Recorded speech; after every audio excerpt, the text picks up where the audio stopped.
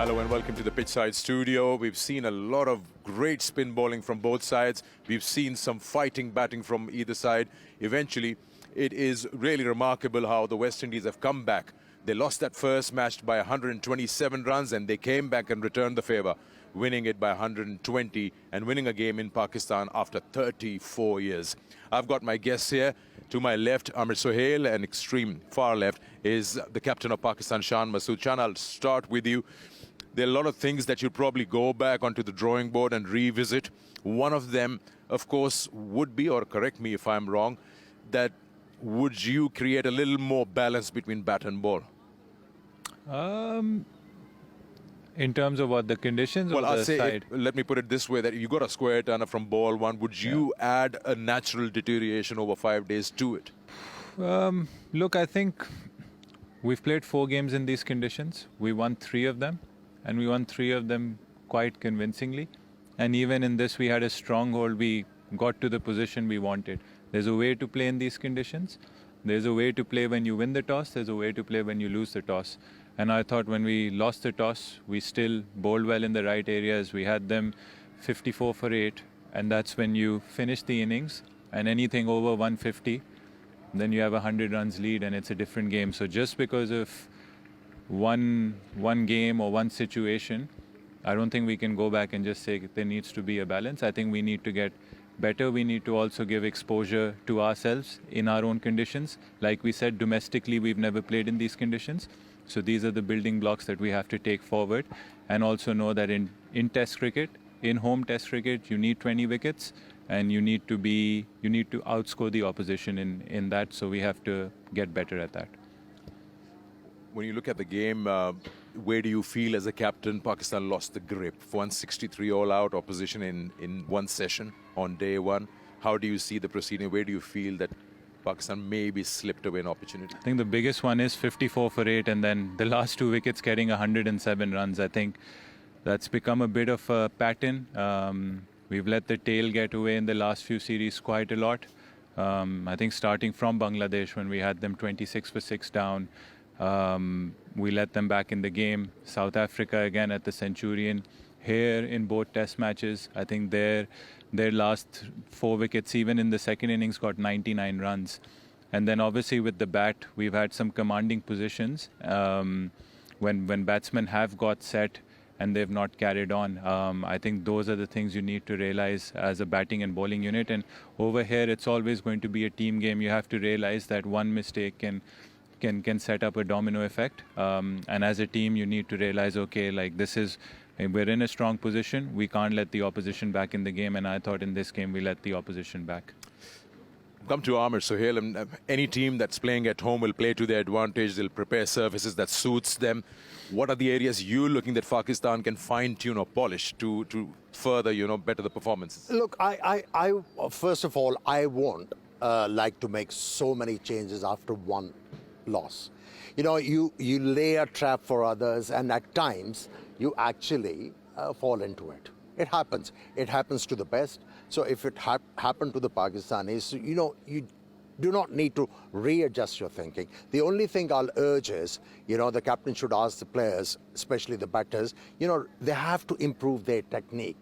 He mentioned that, you have to pick up 20 wickets and you have to bat longer to be able to trounce the opposition who are actually touring Pakistan. So my only suggestion would be ask your batters to play more domestic cricket on turning tracks and develop their technique to be able to deal with the spinning tracks in a proper way.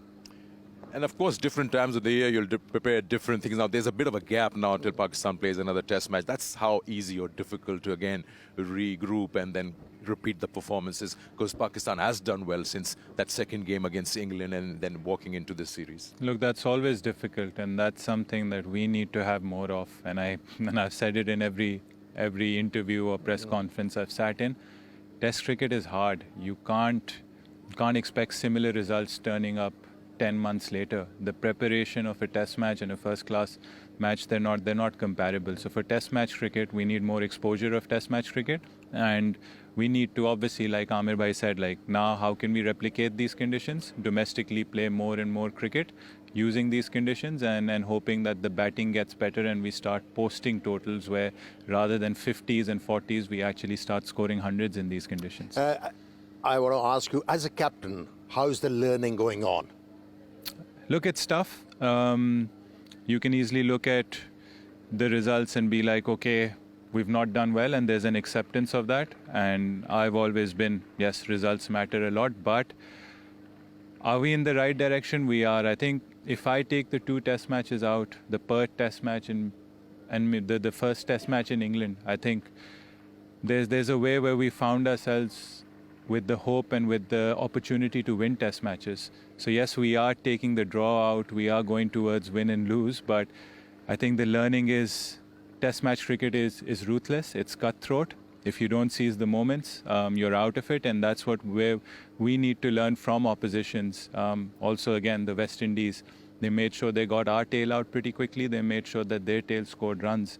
And then also, again, in test match cricket, when you have opportunities, when you have the 50, when you have the 60, or when you have a 50-60 run partnership, you have to make it into a 150 run partnership. So those are the learnings, and nothing is given to you. I think every side we've played so far has shown us that we have to have that fight till the last ball, till the last minute. Okay, in Australia, Pakistani team competed really well. You actually came very close to win a test match.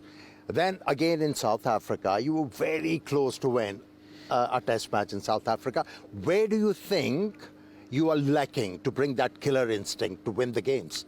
I think winning the key moments, and again, it comes down to basics. Little bit of basics can be fitness and fielding. I think I'm being brutally honest here that sides have outfielded us, sides have been fitter than us. That's something we have to learn. We are working on it. I'm not saying we're not working on it. There have been changes. People are putting in the effort. The players compared to 5 years ago are much fitter now. But over 3-4 days, over the course of a whole year, you need the basics which fielding and fitness come into play to win those key moments. Okay, from here on, it's going to be a long wait for you to feature in a test match. Before you leave your side, what are the things you're going to ask your players to improve upon? Obviously, come back fitter and stronger, number one. Then obviously, our standards with the fielding is something we can control. I think there are a few instances where the West Indies outfielded us. We have to realize that. And in the first test match, we had those moments, but we have to be consistent at it. And again, key moments, identify situations. Like over here with the bat, I think scoring with the new ball was much easier. So again, I think we were a bit slower when it came to scoring with the new ball. Maybe put pressure on the bowlers then. And then obviously when it comes to our last 4 wickets, we've had good contributions, but we need to make sure that the last 4 wickets are at least contributing 50-60 runs, and we're not having 6 for 30 run collapses. And then when it comes to the ball, we need to work on a way of getting the tail out. That's very important, because that can be the difference of you being up in the World Test Championship or down. Let's hope it happens for you. Well, John, you mentioned it's all about putting in a fight, and that's what you guys did as a unit. I tell you, there was no single dull moment in this test series. Everyone enjoyed it. We congratulate you as a team for performances away from home against England, and of course here against the West Indies. Wish you best of luck, and we'll see you guys soon. Thank you. All right, time for us to take a break. When we come back, we'll be joined by Bish. We'll talk about the series, how it wrapped up. Welcome back to the pitchside studio. Once again, quick look at the match summary. Distance between the two sides in the first innings, just 9 runs. It's that second batting from the West Indies that really distanced them from the opposition, and they took a lead and gave a target of 254. Pakistan lost this game by 120 runs, or you should say West Indies won by 120. Can't be scripted any better. Losing by 127, winning by 120. Quick look at what this win means. It's 34 years since the last time the West Indies won here in Pakistan, and that was back in 1990 in Faisalabad. So this by all means is a landmark victory, something that the boys will take back with them, and a lot of learning from here, self-belief, everything. This is a major turnaround inside the series by a team. Welcome back to the pitchside studio. Won't waste any more time. I'd like to come to Ian Bishop. And Bish, what does it mean to the team? And congratulations to you and the team, how they've come around and they've fought back and they've done what they've done. It means a whole lot, again, and we have to put it in its entirety of its context, right? because of what you said, 34 years since the last win. The team is showing that they are capable of learning, which people have doubted, probably with good reason as well. What does it mean for West Indies cricket going forward? Well, time will tell, because around this same time last year, there was a spectacular victory in Australia to draw that series after losing the first test. And the West Indies only went on to win one more test match for the entirety of that year, 2024, when these same conversations about hope this propels the West Indies forward. So now this win has to be put in the same context. It's magnificent in these conditions, but now you want to build on that with a new coach. I think Andre Kohli has signed off with a wonderful win as he was in charge in Australia last year. Craig Brathwaite is showing that he still has what it takes. So what it means, time will tell. The important part would be when West Indies look back at this win, it can't really single out. Yes, Warrican's been good with the ball and sometimes with the bat, but Craig Brathwaite's innings, then the way Django came and played that knock, Moti's 50, Seals and Roach, the way they used that new ball. So it's been an overall effort, combined team effort. Well, if you don't have many match winners in your side and you don't have much experience in your side, you have to play as a unit. And you need small contributions from all the players. And that's what we saw from the West Indies team. You know, if you talk about their batters, small partnerships, and then every bowler chipping in with something. And that collective effort actually enabled them to win a test match in Pakistan after 34 years. And with a young team, with a young bunch. And it augurs well for West Indies.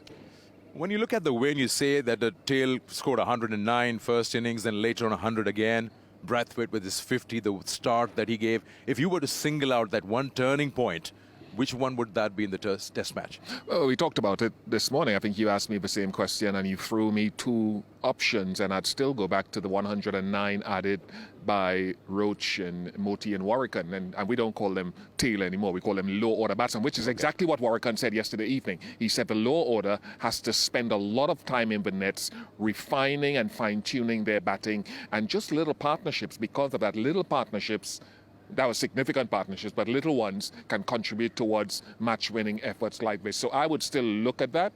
It gave the West Indies 163 to try to defend, which they did brilliantly. And from there on, the whole balance of power shifted. Yeah. 5 wickets in this innings, and then overall 9 wickets by Warrican in the match. 19 in the test match. Is just absolutely unplayable, very disciplined, was very accurate. Let's have a look. I could probably ask my director if he can show the follow wickets that Pakistan had. And of course, we've gone through them, the ones that happened yesterday. There was a partnership between Kamran and Babar, 68 balls, 48 runs. Maybe that slipped away from there. There were moments they could have capitalized on, but overall, all in all, it was just the spinners all the way. Yeah, it was, and I'm so happy to see Sinclair actually improving day by day. And you know, when I had a first look at him, you know, he gave me that impression that this guy is coachable and he can improve a lot. He's got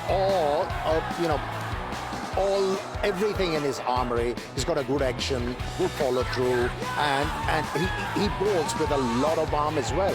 And it's very rare when it comes to spinners. And when you talk about Warrican, after first innings, when he bowled against Pakistan, he realized on a turning track as a left-arm spinner, you have to cut the angle. You have to narrow the angle. And the moment he started to do that, he was a different bowler.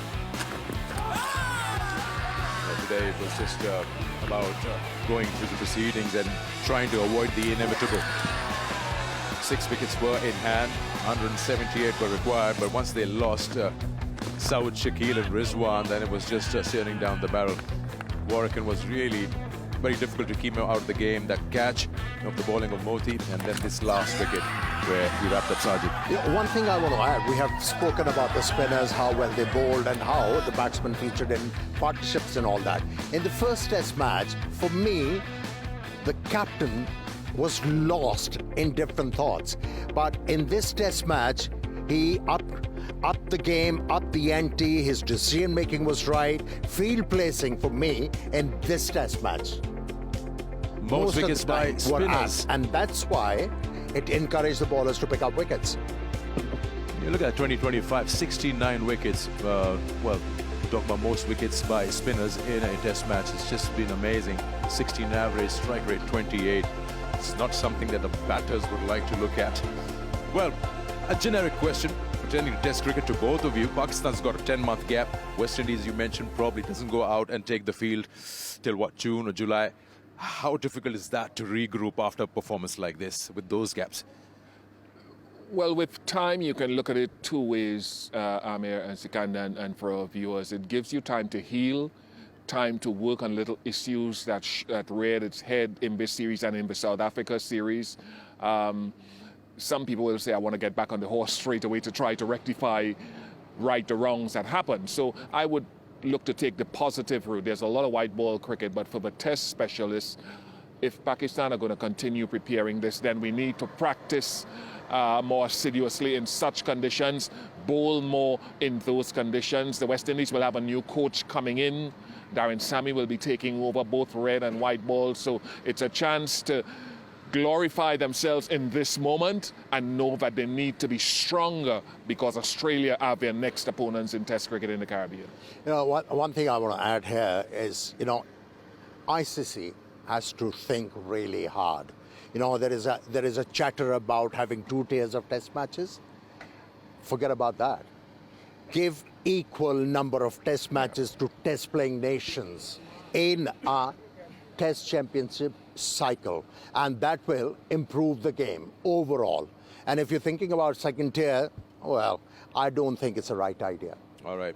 Now, we've spoken about this, but just to wrap it up, how Pakistan have been, yeah, we know that no wins at home after 9 test matches, but then they turned it around from the second test match against England, then again the first test match against West Indies, and the performances in Australia and in South Africa. So I guess there's a lot of positives that the Pakistan team will take with them until they take that field with the red ball again. Bish, once again, thank you so much for coming to Pakistan. I hope your stay has been comfortable, and it's always wonderful to have you here. It's been outstanding, and I want to echo what Amir said. More test cricket for these lower nations is the only way they will improve. Not only more cricket, Sikandar, better funding needs to be had. Thank you very much for having me. It's been enjoyable.